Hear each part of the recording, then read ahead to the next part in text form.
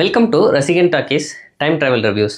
இந்த எபிசோடில் கேப்டன் விஜயகாந்த் அவர்கள் நடித்து 1990s ரிலீஸ் ஆகி ஒரு பிளாக் பஸ்டர் படமான விஜயகாந்துக்கு one of the best action police ஸ்டோரியாக அமைஞ்ச சத்ரியன் படத்தோட டீட்டெயில்டு ரிவ்யூ அண்ட் அனாலிசிஸ் தான் பார்க்க போகிறோம். இது ஒரு போலீஸ் ஸ்டோரி மட்டும் இல்லை, இன்றைக்குமே நிறைய படங்கள் இந்த படத்துலேருந்து தான் இன்ஸ்பயர் ஆகி எடுக்கிறாங்க.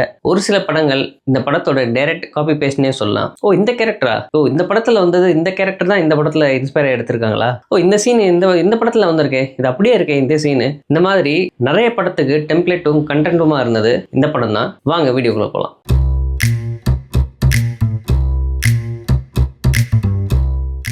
இந்த படத்தோட கதை என்னன்னா, பவர்ல இருக்கிற assistant commissioner Panneerselvam captain Vijayakanth அவர்களுக்கும் பவர்ல இருக்கிற அருமை நாயகம் என்கிற அண்ணாச்சி, இவங்க ரெண்டு பேருக்குள்ள நடக்கிற ரிவெஞ்ச் ஸ்டோரி தான் இந்த படம். பொதுவா ரிவெஞ்ச்னாலே ஹீரோ தான் வில்லனை தேடி அவர் பண்ண கெட்டதுக்கு அவரை பழி வாங்குறது, இந்த மாதிரி தான் படங்கள் ஜென்ரலி வந்துட்டு இருந்தது. ஆனா இந்த படம் கம்ப்ளீட்லி ரிவர்ஸ். இது வில்லன் தான் ஹீரோவை பழி வாங்கணும் அப்படின்ட்டு கொலவெறி கொண்டு அலைஞ்சிட்டு இருக்காரு. இவர் ஒரு சாதாரண வில்லனா இருந்தா என்ன பண்ணுவாங்க, ஒரு 100 அடியாளை வச்சு கொண்டு போய் அவனை போட்டு தள்ளுங்க, அவன் சொல்லி முடிச்சிருங்க, இவன் இருந்தா நமக்கு பிரச்சனை அப்படின்றது தான் வழக்கமான தமிழ் படங்கள்ல நம்ம பார்க்கக்கூடிய வில்லன் செய்யறது. ஆனா இந்த வில்லன் அப்படி இல்லை. பவர்ல இருக்கும்போது இவரை பிடிச்சி ஜெயிலில் போட்ட ஹீரோவை மீண்டும் அசிஸ்டன்ட் கமிஷனராகவே நீ வரணும், நீ அந்த ரோல்ல இருக்கும் போதே நான் உன்னை பழி வாங்கணும், அப்பதான் இந்த ஊர்ல அண்ணாச்சியோட பவர்னா என்ன அப்படின்றது தெரியும் அப்படின்றது தான் இந்த படத்தோட ஓவரால் கதை. படம் ஆரம்பிச்சு ஒரு 15 மினிட்ஸ்லயே வில்லன் யாரு, வில்லன் எப்படிப்பட்டவன், ஹீரோ ஒரு சிம்பிளான லைஃப் இப்போ ரன் பண்ணிட்டு இருக்காரு, ஹீரோயினோட இன்ட்ரோடக்ஷன், இது எல்லாமே இதுக்கு முன்னே அவங்களுக்குள்ள இருந்த கான்ஃப்ளிக்ட், இது எல்லாமே ஒரு 15 மினிட்ஸ்க்குள்ளேயே அவங்க சொல்லிடுவாங்க. எப்படி இவ்வளோ ஒரு டைட்டான ஸ்க்ரீன் பிளே கொடுத்தாங்க அப்படின்னு நம்ம பார்க்கும்போது தான் படத்தோட story and screen play Mani Ratnam அப்படின்னு நமக்கு தெரியும். ஸோ ஒரு 15 மினிட்ஸ்ல இவ்வளோ டைட்டான ஸ்க்ரீன் பிளே இருக்கும்போது படத்தோட run time 2 hours 10 minutes. 2 hours 10 minutesல எப்படிப்பட்ட ஒரு ஸ்க்ரீன் பிளே கொடுத்துருப்பாங்கன்னு யோசிச்சு பாருங்க. எந்த இடத்துலையும் போர் அடிக்காத ஒரு ஸ்க்ரீன் பிளே, ஒரு மாஸ் ஆக்ஷன் போலீஸ் ஸ்டோரி அப்படி எப்படி இருக்கணும் அப்படின்றதுக்கு இதுதான் ஒரு பர்ஃபெக்டான எக்ஸாம்பிள் அமைஞ்ச ஃபிலிம். கேப்டன் விஜயகாந்த் கெரியர்ல one of the best movie Chatriyan தான். அடுத்ததா பெர்ஃபார்மன்சஸ். விஜயகாந்தோட பெர்ஃபார்மன்ஸ் இந்த படத்துல 2 வகையா இருக்கும். ஒன்று, அவர் பவர்ல இருக்கும் போது ரொம்ப ஹைலி எனர்ஜெட்டிக், அன்கன்ட்ரோலபிள், வெறி கொண்டு எல்லாரையும் அடிக்கிற முதல் அடிதான், அதுக்கப்புறம் தான் பேச்சு, அப்படிப்பட்ட ஒரு கேரக்டர். அதுக்கு ஆப்போசிட்டா பேரலா அவர் வாழ்க்கையில நடந்த துயர சம்பவங்களுக்கு அப்புறம் ஒரு ஃபேமிலி மேன், ரொம்ப ஒரு காமான ஒரு ஆள், யார் எந்த பிரச்சனைக்கு கூப்பிட்டாலும் நான் இனிமேட்டு பிரச்சனைக்கு போக மாட்டேன், என் குழந்தைங்க என் வாழ்க்கை தான் முக்கியம். இப்படி 2 டிஃப்ரெண்டான ரோல்ஸ் இந்த படத்துல அவருக்கு இருக்கு. 2 டிஃப்ரெண்டான ரோல்லையுமே அவருடைய பெர்ஃபார்மன்ஸ் ரொம்ப அருமையா இருக்கும். குறிப்பா வில்லனை எதிர்கொள்ற சீன்ஸ்ல அவருடைய ஆக்ரோஷமும் அவருடைய எனர்ஜியும் இது வரைக்கும் விஜயகாந்த் நடிச்ச போலீஸ் பிலிம்ஸ்லே ஒன் ஆஃப் த பெஸ்டான ஒரு பெர்ஃபார்மன்ஸ் விஜயகாந்த் கொடுத்திருப்பாரு. இது வேற யாருக்கும் அந்த அளவுக்கு அமையல. பிளஸ் அவர் அந்த போலீஸ் ட்ரெஸ்ல வரும்போது அவரோட கம்பீரமும் அவருடைய பாடியும் அந்த ஃபிட்னஸும் பார்க்கும்போது நமக்கு ரொம்ப பிரமாதமா இருக்கும். இந்த படம் நிறைய தடவை ரீவாட்ச் பண்றதுக்கான one of the main reasons விஜயகாந்தோட பெர்ஃபார்மன்ஸ். அடுத்ததா வில்லன், லெஜெண்டரி ஆக்டர் திலகன் இந்த படத்துல ஒரு வில்லன் ரோல் பண்ணியிருப்பாரு. தமிழ் சினிமால one of the top 5 villain roles எடுத்தோம்னா இந்த வில்லன் ரோல் கண்டிப்பா அதுல வரும். இந்த படத்துல மலையாளம் கலந்த ஒரு தமிழ் ஸ்லாங் ஒன்று கொடுத்துருப்பாங்க அவருக்காக. எல்லாரும் அவரை அன்பா அண்ணாச்சி அப்படின்னு தான் கூப்பிடுவாங்க. என்னதான் அண்ணாச்சியா இருந்தாலும் அவருக்கு மலையாளம் கலந்த தமிழ் ஸ்லாங் தான் இந்த படத்துல வரும். அவருடைய எல்லா டைலாக் டெலிவரிஸுமே இந்த படத்துல அவருடைய பெர்ஃபார்மன்ஸ் ஒரு பீக்கு கொண்டு போயிருக்கும். பார்க்கறதுக்கு ரொம்ப சாதாரணமா ஒரு கதர் சட்டை, ஒரு காவி வேஷ்டி போட்டுட்டு ரொம்ப சாதாரணமான ரோலா தான் இருப்பாரு.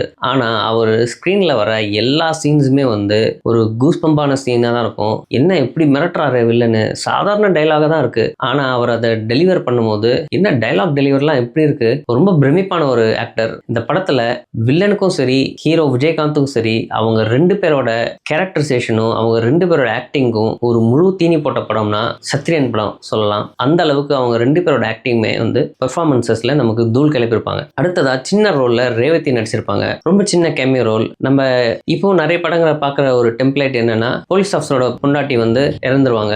இது இந்த படத்துலயும் இருக்கு. அதுக்கு அடுத்ததா பானுப்ரியா, இவங்க one of the main character பண்ணியிருக்காங்க இந்த படத்தில். இவங்க வந்து ஒரு செகண்ட் ஹீரோயின், ஆனால் இவங்க தான் ஒரு பிரதானமான ஹீரோயின் கூட இந்த படத்தில். அவங்களுக்கும் வந்து நல்ல ஸ்கோப்பு. என்னதான் இது வந்து வில்லனுக்கும் ஹீரோக்கும் நடக்கிற கான்ஃப்ளிக்டாக இருந்தாலும் அந்த கான்ஃப்ளிக்ட் உள்ளேயும் முதல் 5 மினிட்ஸ்லேயே இவங்களையும் கொண்டு வருவாங்க. அது ஒரு பிரில்லியண்டான ஸ்க்ரீன் பிளே. பானுப்பிரியாவோட ஆக்டிங்கும் இந்த படத்தில் ரொம்ப நல்லா இருக்கும். அடுத்து சின்ன ரோல்ஸ் பண்ண வி.கே. ராமசாமி, இவர் வந்து இந்த படத்துல ரொம்ப சின்ன ரோல், ஆனா அவரோட கேரக்டர், அவரோட டைலாக் டெலிவரி கேட்க வேண்டாம். அவரும் ஒரு லெஜெண்டரி ஆக்டர். அவருடைய பெர்ஃபார்மன்ஸும் வந்து படத்துக்கு தகுந்தாப்புல இருக்கும். அதுக்கடுத்து படத்துல இவருக்கு ஹீரோக்கு காட்ஃபாதராக நடிச்ச விஜயகுமார், அவரோட ரோலும் வந்து ரொம்ப நல்லா இருக்கும். நம்ம இதே விஜயகுமாரை லேட்டர் பாயிண்ட் ஆஃப் டைம்ல சாமி அப்படின்ற படத்துல இதே விஜயகுமாரை பார்த்திருப்போம். அதே ஒரு போலீஸ்காரோட அப்பாவை நடிச்சிருப்பாரு. இந்த படத்துலயும் வந்து ஹீரோக்கு அப்பாவை நடிச்சிருப்பாரு. இந்த 2 விஜயகுமாரும் கிட்டத்தட்ட சேம் அண்ட் சிமிலர் ரோல்ஸ் தான். விஜயகுமாரோட பெர்ஃபார்மன்ஸும் இந்த படத்துக்கு ஒரு நல்ல ஃபேக்டரா இருக்கும். இன்ஃபேக்ட் இந்த படத்துல ஒரு ஃபிளாஷ்பேக் வரும். அந்த ஃபிளாஷ்பேக்ல வந்து விஜயகுமார் தான் வந்து காட்ஃபாதரா இருப்பாரு இவருக்கு.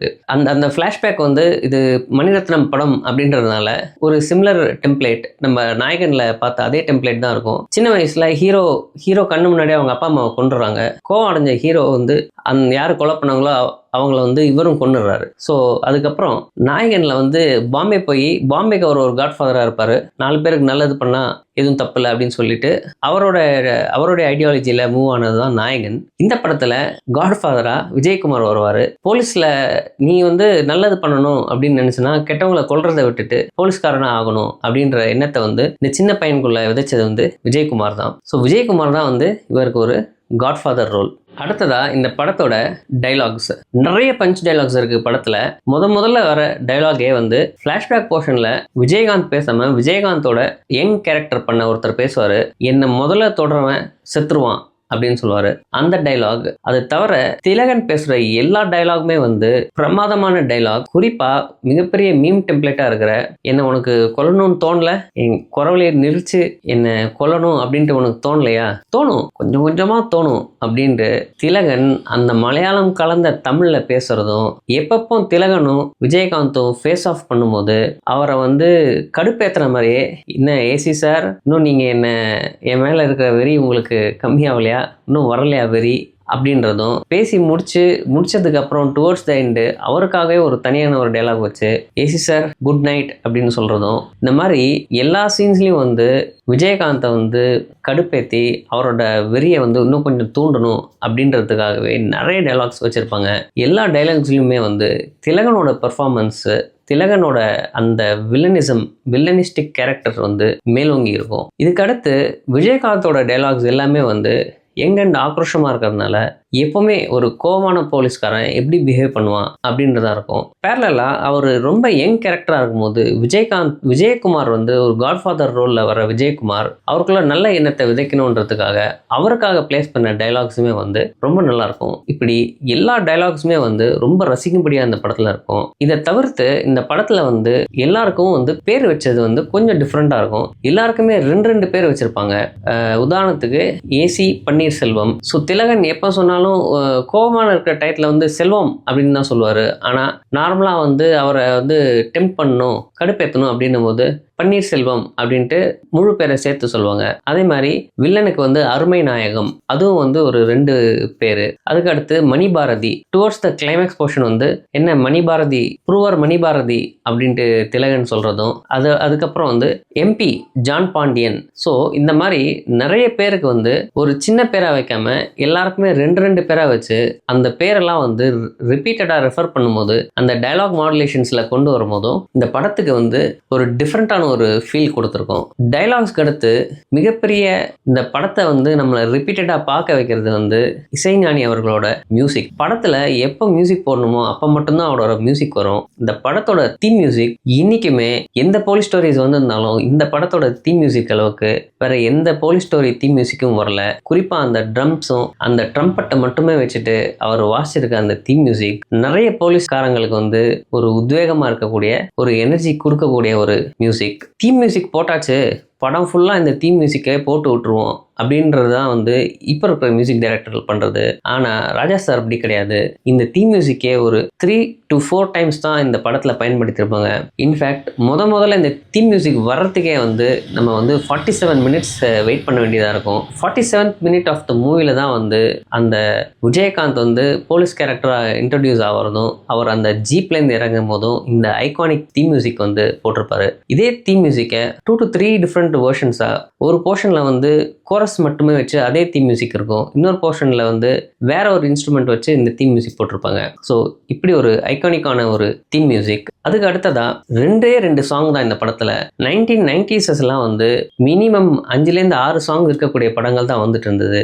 இந்த படத்தோட லென்த் 2 hours 10 minutes இருக்கிறதுக்கு இந்த சாங்குமே வந்து காரணம். இதில் 2வது வர சாங்கு மாலையில் யாரோ அப்படின்ற சாங்கு இன்னைக்குமே மிகப்பெரிய ஹிட் கொடுத்த சாங்கு. ஸ்வர்ணலதா அவங்களோட வாய்ஸில் இந்த சாங்கு எத்தனை தடவை வேணால் கேட்கலாம், அந்த அளவுக்கு ஒரு எவர் கிரீனான ஒரு சாங்கு. இந்த படத்தோட மியூசிக் இந்த படத்துக்கு ஒரு மிகப்பெரிய ஸ்டாண்ட் அவுட் ஃபேக்டர். இளையராஜாவோட மியூசிக் வந்து என்னதான் அவர் நிறைய போலீஸ் ஸ்டோரிஸ் இதுக்கு முன்னாடியும் இதுக்கப்புறமும் பார்த்துருந்தா கூட இந்த படத்துக்கு விஜயகாந்துக்கு கண்டிப்பாக ஸ்பெஷலான ஒரு மியூசிக் தான் கொடுத்துருக்காரு. என்னதான் இந்த படத்தோட ஸ்டோரி அண்ட் ஸ்க்ரீன் பிளே மணிரத்னமாக இருந்தாலும் டைரக்டர் வந்து மணிரத்னம் கிடையாது. டைரக்டர் வந்து சுபாஷ் அப்படின்றவர் தான் இந்த படத்தோட டைரக்டர். ஆடியன்சஸ் வந்து இன்னைக்கும் என்னென்னவோ படங்கள்லாம் ரீரிலீஸ் பண்றீங்க, எங்க கேப்டன் விஜயகாந்த் நடிச்ச இந்த சத்ரின் படத்தை கொஞ்சம் டிஜிட்டலைஸ் பண்ணி ரீரிலீஸ் பண்ணீங்கன்னா கண்டிப்பா இப்போ இருக்கிற எல்லா ரீரிலீஸ் படத்தோட ரெக்கார்ட்ஸையும் பிரேக் பண்ற அளவுக்கு இந்த படம் ஓடும். இந்த படம் must watch for all the